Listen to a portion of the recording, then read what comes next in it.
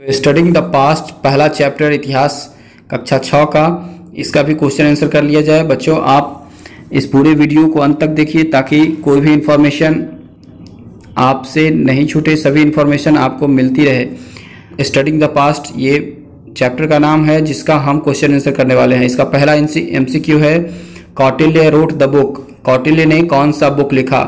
तो कौटिल्य ने अर्थशास्त्र नाम का बुक लिखा। हमारा पहला MCQ हो गया, कौटिल्य रोट द बुक, अर्थशास्त्र is correct answer. The second question is the period when art of writing was unknown is called. ऐसा समय, ऐसा पीरियड हिस्ट्री का जिस समय आर्ट ऑफ राइटिंग लोगों को नहीं मालूम था, तो उस जमाने को, उस पीरियड को प्री हिस्ट्री कहा जाता है। और जब आर्ट ऑफ राइटिंग लोगों को मालूम हुआ तब उस जमाने को हिस्ट्री कहा गया। नेक्स्ट हमारा थर्ड MCQ है, the study of coins is known as. Coins के स्टडी को हम क्या कहते हैं? तो फटाफट आप इसका आंसर जानते होइएगा। न्यूमिस्मेटिक क्वाइंस के स्टडी को कहा जाता है, तो न्यूमिस्मेटिक इज राइट आंसर। हमारा अगला MCQ है, who is the author of Abhijnana Shakuntalam.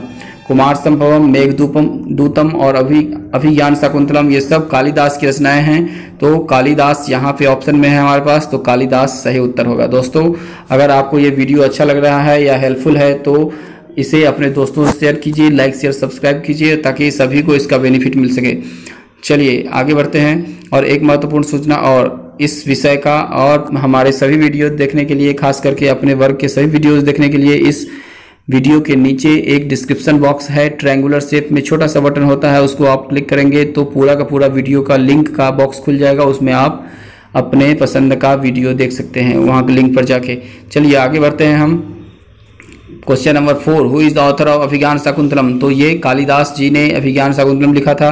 अगला हमारा 5वां क्वेश्चन है MCQ, the Chinese traveller who visited India was. Chinese traveller जो इंडिया आए थे वो फाहियान है। चलिए नेक्स्ट हमारा क्वेश्चन है, चाइनीज ट्रेवलर जो इंडिया आए थे वो कौन? फाहियान। हमारा बी सेक्शन का पहला fill in the blanks, dash are the remains of palaces and forts. कौन सा चीज है जो पैलेस और फोर्ट का रिमेन्स है? तो मॉन्यूमेंट कहा जाता है उसको। जो पैलेसेज और फोर्ट्स के रिमेन्स होते हैं उन्हें मॉन्यूमेंट्स कहा जाता है। Monuments right answer. हमारा next question, Jain literature was written in which language. तो जैन लिटरेचर प्राकृत लैंग्वेज में लिखा गया था और जो बौद्ध लिटरेचर है वो पाली लैंग्वेज में लिखा गया। तो वहां पे आप प्राकृत लैंग्वेज लिख सकते हैं। Prakrit is right answer, second B का सेकेंड में, Jain literature was written in Prakrit language. Next third, the study of inscription is called. और इंस्क्रिप्शन के स्टडी को we have studied it earlier in our previous video of this chapter is epigraphy.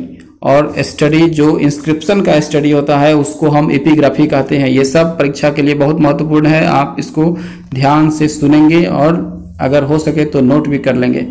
Historians divide history into how many parts. तो historians ने history को 2 भाग में बांटा है, एक है प्री हिस्ट्री और दूसरा है हिस्ट्री। तो यहाँ पर आर्ट ऑफ राइटिंग मालूम चला तो हिस्ट्री कहलाया, और आर्ट ऑफ राइटिंग मालूम नहीं था जब, तो उस जमाने को हम। चलिए अगला हम सवाल सेक्शन सी के पहले सवाल की ओर बढ़ते हैं। सेक्शन सी का पहला सवाल कह रहा है, how does the study of monuments help the historian.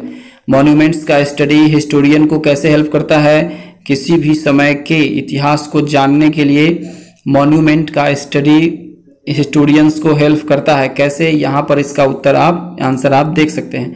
Monuments are the remains of temples, stupas, palaces and forts. These ancient buildings help the historian to collect information about the social and economic life, the religious beliefs, dress, art forms and architecture of that time. ये monument remains होते हैं temples के, building के, स्तूप के, इन सभी चीज़ों के, जिसके स्टडी से हिस्टोरियंस ये पता कर लेते हैं कि उस जमाने का, जिस जमाने का ये मॉन्यूमेंट्स है, उस जमाने में लोग कैसा जीवन जीते थे, उनका मानना कैसा था, उनका बिल्डिंग बनाने का स्टाइल कैसा था, उनका रिलीजियस लाइफ कैसा था, उनका आर्थिक स्थिति कैसा था। तो इन सभी चीज़ों की जानकारी मिलती है। चलिए बढ़ते हैं हम आप अगले सवाल क्वेश्चन नंबर 2 की ओर। क्वेश्चन नंबर 2 क्वेश्चन क्या है देखिए। हमारा जो क्वेश्चन नंबर 2 है वो क्या कह रहा है? क्वेश्चन नंबर 2 कह रहा है कि the study of history helps us. Section C का question 2, the study of history help us to make the present world a better place to live in. How. हमारा हिस्ट्री का जो अध्ययन है ये हमें वर्तमान स्थिति को बेहतर करने के लिए, वर्तमान जीवन को बेहतर करने के लिए कैसे हमें मदद करता है। तो यहाँ पे पहले पैराग्राफ में ही उसका उत्तर आपको मिल जाएगा। सेक्शन सी का दूसरा आंसर यहाँ मिल रहा है। देखिए, history helps us to learn about the great people, culture, art and architecture of the earlier time. हमारा हिस्ट्री जो है सो हमको क्या बताता है, महान लोगों की कहानी बताता है, उस ज़माने का कल्चर, उस ज़माने का कला, उस ज़माने के बिल्डिंग बनाने का स्टाइल, ये सब हमें बताता है। और यही हमें अच्छा बेहतर ज़िंदगी आज का मॉडर्न टाइम्स बनाने में हेल्प करता है, मोटिवेट करता है। तो ये हमें इस तरह से इसका आंसर हम लिख सकते हैं। चलिए हम बढ़ते हैं अब सेक्शन सी के तीसरे क्वेश्चन की ओर। सेक्शन सी का तीसरा क्वेश्चन क्या कह रहा है, how do skeletal studies help us to identify gender differences. अब स्केलेटल एक ऐसा चीज़ होता है जो शारीरिक ढांचा कहा जाता है, जो शरीर का हमारा हड्डियों का ढांचा है, उसका स्टडी हमें और हमारे साइंटिस्ट को किस तरह से ये आइडेंटिफाई करने में हेल्प करता है कि ये महिला का स्केलेटल है या फिर पुरुष का है। तो चलिए यहाँ पर उसका आंसर मिल रहा है, skeletons are also a very useful source of information. ये जो हड्डियों का ढांचा जो है उसका स्टडी हमारे इंफॉर्मेशन के लिए बहुत इंपॉर्टेंस रखता है। कैसे, students of skeletal studies try to know every minute detail about the skeletons and list their findings. जो भी उनको पता लगता है उसको माइन्यूटली ऑब्जर्व करके और अपने फाइंडिंग्स को नोट डाउन करते हैं, है ना। जैसे अगर हम एग्जाम्पल के तौर पर समझें तो एक स्केलेटन अगर किसी आर्कोलॉजिस्ट को मिलता है किसी ग्राउंड को डिग करने के बाद, खोदने के बाद, तो उसको कैसे पता चलता है, तो the skeleton of women generally has broader hip और पेल्विक रीजन। जो भी एरिया, जो पेल्विक एरिया या फिर जो उनका हिप वाला एरिया है उस स्केलेटन का, तो उस स्केलेटन के इस एरिया को देखने से ये पता चलता है कि ये महिला का है या पुरुष का, क्योंकि महिलाओं का जनरली हिप वाला एरिया थोड़ा बड़ा होता है पुरुषों की अपेक्षा। अगर वो स्केलेटन के पास उन्हें ज्वेलरी मिलता है तो उन्हें इस बात का भी डिटरमाइन हो जाता है कि वो महिला का है या पुरुष का, क्योंकि जनरली पुरुष ज्वेलरी कम पहनते थे और महिलाएं अधिक पहनती थी। तो इस तरह से हमारा क्वेश्चन का आंसर हो गया। चलिए हम बढ़ते हैं अब चौथे क्वेश्चन की ओर। सेक्शन सी का चौथा क्वेश्चन क्या कह रहा है, ये कह रहा है what are the literary sources of Indian history. Indian history का जो लिखित सोर्स है, लिटरेरी सोर्स है, ये क्या हैं। तो इसको आप, चूँकि इसमें तो बहुत बड़ा आंसर है लेकिन थोड़ा सा शॉर्ट करके आप आंसर लिखेंगे, लेकिन याद रखने के लिए पूरा लिखेंगे, याद रखेंगे। कैसे, यहाँ से आप आंसर लिख सकते हैं सेक्शन सी का लिटरेरी सोर्सेज। यहाँ से ये लिखा हुआ है ई का 4, बट यहाँ पर आपको सी के 4 को भी आप यहाँ से लिख सकते हैं। और written records of the past are literary sources और manuscript, they are very important for the historians. Before the invention of paper people wrote on dried palm leaves, भोजपत्र, copper plate etcetera. Some of literary sources are as follows. कुछ literary source का example आप लिख दीजिएगा, जैसे religious literary sources में example आप लिख दीजिएगा पुराण और epic, Purana and epic like Mahabharata Ramayana. और इसके बाद फिर नॉन रिलीजियस लिटरेचर में आप इसका एग्जाम्पल लिख सकते हैं, जैसे कौटिल्य का अर्थशास्त्र, कालिदास का विज्ञान शाकुंतलम, ये सब लिख सकते हैं नॉन रिलीजियस सोर्स में। फिर सेक्युलर लिटरेचर में आप इसका आंसर लिख सकते हैं फाहियान, यहाँ से लिख सकते हैं foreign pilgrims and travellers like Fahien, Chinese and ambassador like Megasthenes who visited India earlier times. And बहुत सारे उनका जो लिखित दस्तावेज है उनसे पता चलता है कि उस ज़माने में, तो ये सब सेक्युलर लिटरेचर के अंतर्गत आता है। हिस्टोरिकल लिटरेचर का भी एग्जाम्पल आप हर्षचरित लिख सकते हैं, ये आप एक एग्जाम्पल लिख देंगे, आपका क्वेश्चन का आंसर हो जाएगा। चलिए अब बढ़ते हैं हम सेक्शन सी के अगले सवाल की तरफ। सेक्शन सी का अगला सवाल क्या कहता है, section explain historical literature with an example. तो ये सवाल बहुत ही सिंपल है, हिस्टोरिकल लिटरेचर को एक एग्जाम्पल के साथ आपको दिखाना है। तो हिस्टोरिकल लिटरेचर अभी अभी हम देखे हैं, यहाँ देखिए आप यहाँ पर वीडियो पॉज करके और हिस्टोरिकल लिटरेचर का पूरा ब्यौरा लिख सकते हैं। छोटा सा लाइन है, historical literature consist of biographies of the ancient rulers and biographical sketches like Harshacharita. यहाँ तक आपका आंसर हो जाएगा, क्लियर हो जाएगा।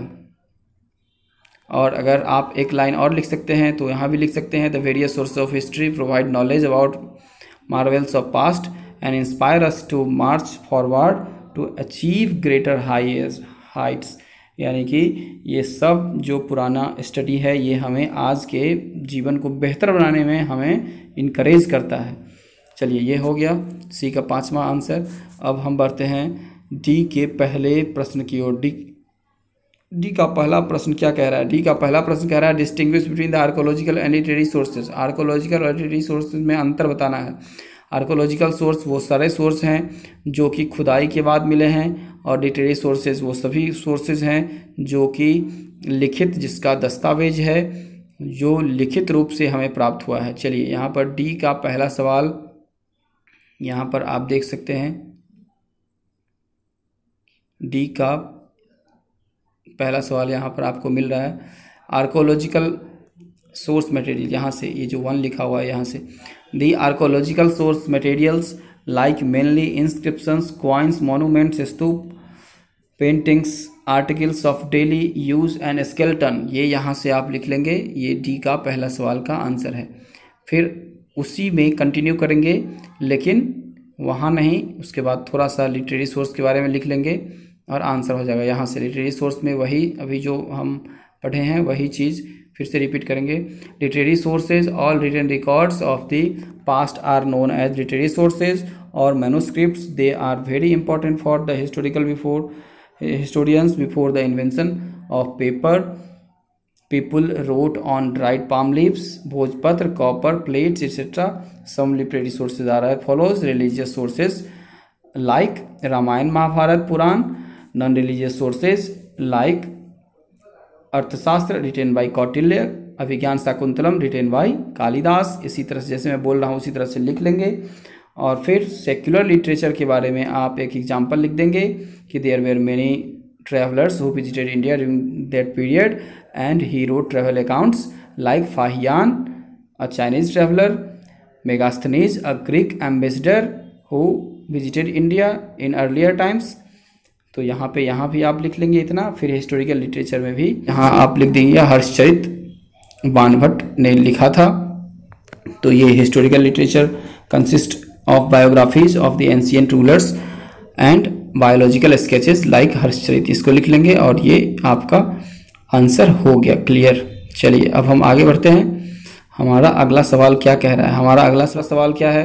How do archaeological source material helps us to learn about the past. Archaeological source material हमें अपने अतीत की जानकारी के लिए किस तरह से हमें सिखाता है, कैसे हमें ये पुराने चीज़ों को बताता है। तो चलिए हम देखते हैं इसका आंसर सेकंड कहाँ है। सेकंड का आंसर आपको यहाँ मिलेगा।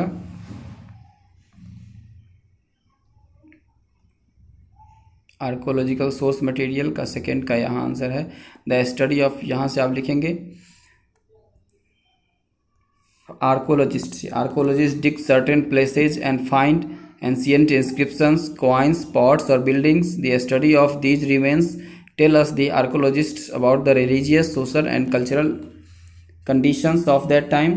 लिखेंगे कि आर्कोलॉजिस्ट जो भी प्लेस या जो भी इंस्क्रिप्शन, कॉइन, पॉट, बिल्डिंग उनको खुदाई के बाद मिलता है, उन सभी चीज़ों से उस ज़माने के धार्मिक, सामाजिक, कल्चरल, सांस्कृतिक सभी दशा का, सभी सिचुएशन का उन्हें पता चलता है, स्थितियों का पता चलता है। तो वीडियो रोक करके आप यहाँ से इसको लिख सकते हैं। चलिए आगे बढ़ते हैं हम थर्ड क्वेश्चन की ओर। थर्ड क्वेश्चन हमारा डी सेक्शन का थर्ड क्वेश्चन क्या कहता है? देखिए डी सेक्शन का थर्ड क्वेश्चन कह रहा है what is more important in history, events, person, place और डेट।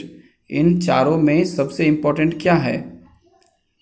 तो उसका एक रीज़न देना है। Give reason to justify your answer. अपने आंसर को प्रूफ करने के लिए एक रीज़न बताना है और उसमें आपको यही बताना है कि इन चारों इवेंट्स, पर्सन्स, प्लेस और डेट्स में सबसे इम्पोर्टेंट क्या है।